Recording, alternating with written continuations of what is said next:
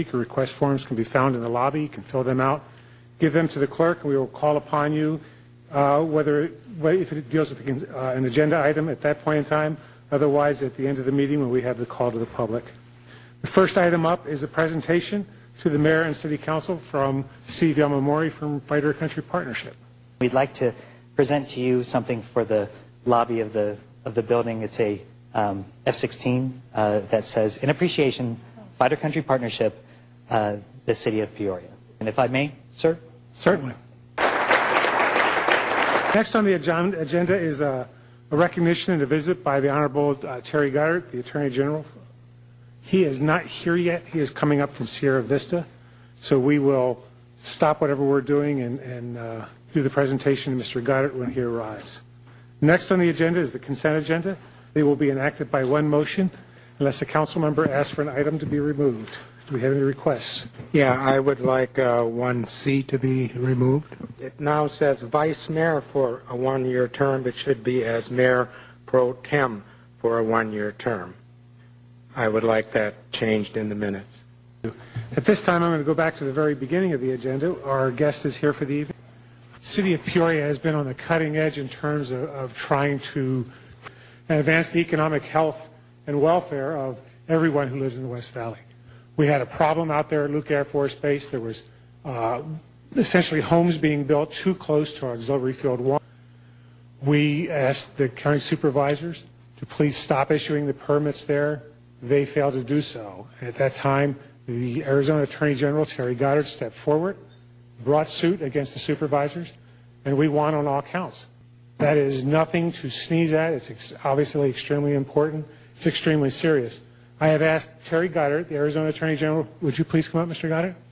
I want to present to you a plaque, and it reads, "In grateful appreciation of your exemplary efforts to support the mission of Luke Air Force Base and other military facilities in the state of Arizona, thereby preserving the economic vitality of Peoria and the communities of the West Valley."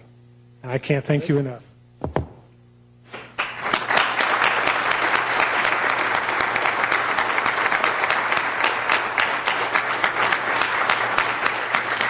Thank you.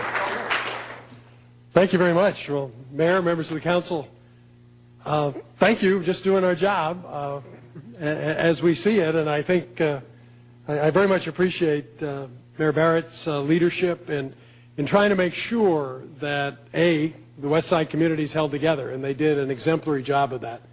And second, that we carried the message back to the Air Force in Washington and had an opportunity to meet with the Secretary and some of his top staff, basically to say, don't worry about this lawsuit because we're on your side. There are some, as you probably know, in Florida, which are challenging some of the Air Force operations, specifically involving the prototype of the F-35. So I want to make it clear that we were supportive of that mission, not hostile. But I think that came through loud and clear from the Mayor's presentation and from some of the other efforts that we were able to make clear to them in Washington.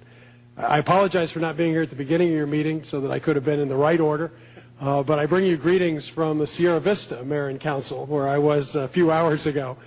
And that's a long drive, so if I look a little haggard, that's the reason. But this is not just a Western Maricopa County issue. Sierra Vista is just as interested in Huachuca and protecting the approaches to that extraordinary defense facility as Yuma is to the Marine Air Station, as Tucson is to Davis-Monthan Air Force Base. And we all, I think, in Arizona have an obligation to follow state law. It's an astonishing concept, but one that Maricopa County had a little trouble getting used to. But I think, as the Mayor said, with Judge Burke's decision, he basically resolved every issue in our favor. You know, we lawyers find that when we go to court, we seldom win at all. They usually reserve one or two items just so, you know, we won't have bragging rights. But in this case, it was an unequivocal victory for the base and for continued development there. And it is collectively a $9 billion stimulus package that we've got here in our backyard that we need to continue. And by $9 billion, I mean, of course, all the defense facilities, not just Luke. But thank you for your leadership, and I'm very grateful for this. But it is what we do, and hopefully we do it well, and we're delighted to work conjunctively with the West Side cities to make this happen, especially with Peoria. Thank you very much.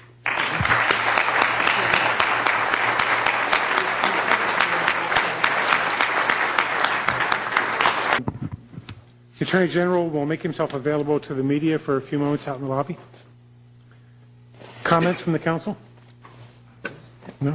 Yes, Mayor. I wish that Mr. Goddard, what's his title? Attorney General. Attorney General, excuse me. Attorney General Goddard was here. I'm very impressed with his willingness to go to D.C., and thank you, Mayor. Next up is the call to the public on non-agenda items. According to Arizona open meeting law, and the Attorney General is here, so we really have to conform tonight, it prevents us from speaking about any item that's not on the agenda, and these are non-agenda items. I would caution all speakers. You can say anything you want about the city or its departments. I will not tolerate any personal attacks. Next up is David Carr.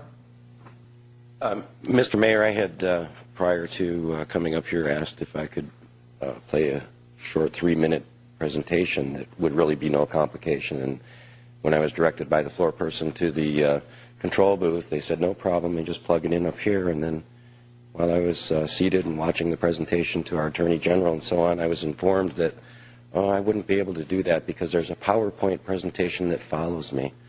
And this is indicative of the contradicting treatments that I'm forever experiencing with the city. And I deeply regret that that is the atmosphere of concern.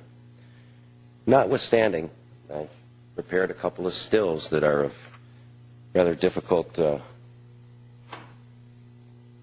resolution to see, and in place I'll use those if that wouldn't be too difficult for this technology that our tax dollars pay for.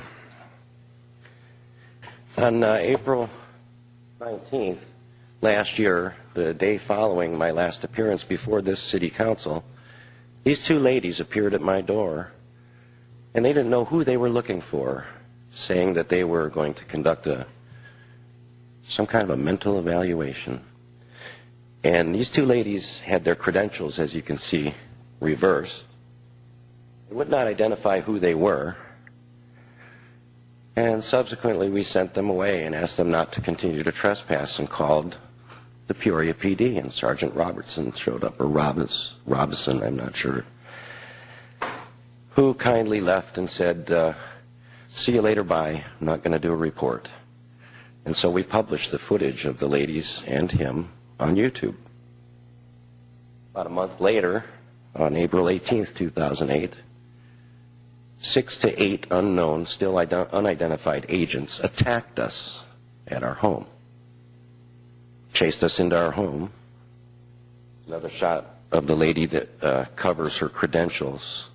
When you're asking, who are you? Do you have any paperwork? And of course they say no. There's another not so good resolution, but the public is welcome to see all of it and hear all of it on YouTube, along with several hours of recordings of one particular attorney with the city, and that's not a personal attack, it's a fact. This is Miss Michelle Stone facing one of her attackers that threw her into a concrete wall that later was identified without name as being part of the Peoria PD by Sergeant McCulley. Those recorded calls will be published.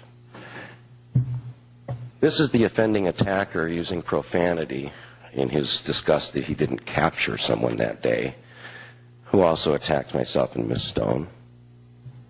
These are two of the others at the door. And then here is Officer David Adams threatening to go and get a tactical team and break the door down 3 days later. On the night of April 18th, which would be the morning of the 19th of April, Peoria Police Department squad cars and SUV vehicles drove up and down the street all night long, shining spotlights in our bedroom windows, preventing us from getting some rest. My arm was nearly broken and bruised from the forearm well past the elbow.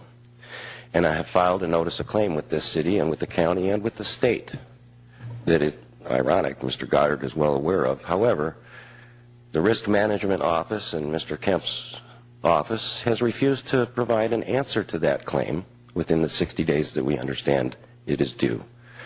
Sir, your time is up. Please conclude your remarks. I shall. Mr. Napolitano was well aware of these circumstances and took a position in Washington. I do believe moving this up the chain of command with the U.S. Department of Justice on these civil rights violations is in order. I have come to you humbly to report what has happened. Mr. Police Chief Larry Ratcliffe has been contacted directly but doesn't return calls. Okay, well, that is certainly your right, and I wish you luck. Thank you for your time. And would you provide me a response as to who would be responding to my concerns as the rest of the public, Mr. Mayor? Mr. Ratcliffe will talk to you later. And would you do that kindly in writing? I'll think about it. Thank you. Thank you.